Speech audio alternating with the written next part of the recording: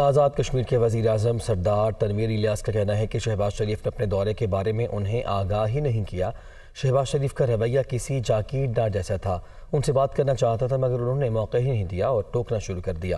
آزاد کشمیر کی منتخب حکومت کے ساتھ ایسا سلوک قابل قبول نہیں، شہباز شریف کا محاسبہ ہونا چاہیے۔ وہ میرپور میں ہنگامی نیوز کانفرنس کر رہے تھے۔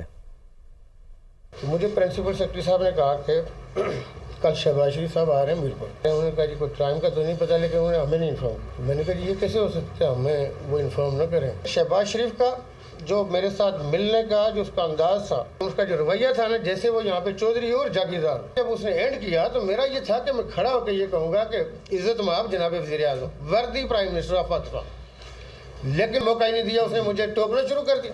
انتہا یہ تھی کہ اس کے گارڈوں کا رویہ، اب وہ انہوں نے مجھ پہ اٹیک کیا۔ آج آپ آزاد کشمیر کی الیکٹڈ گورنمنٹ کو نہیں مانیں گے، آزاد کشمیر کی الیکٹڈ گورنمنٹ کو آپ کچھ دینا نہیں چاہتے، یہ چیز قابل قبول نہیں ہے، اور یہ پاکستان کی سالمیت اور پاکستان کے میں یہ سمجھتا ہوں کہ سلامتی کے لیے نقصان دہ، اور ایسے لوگوں کا محاسبہ بھی ہونا چاہیے اور ایڈریس ہونا چاہیے۔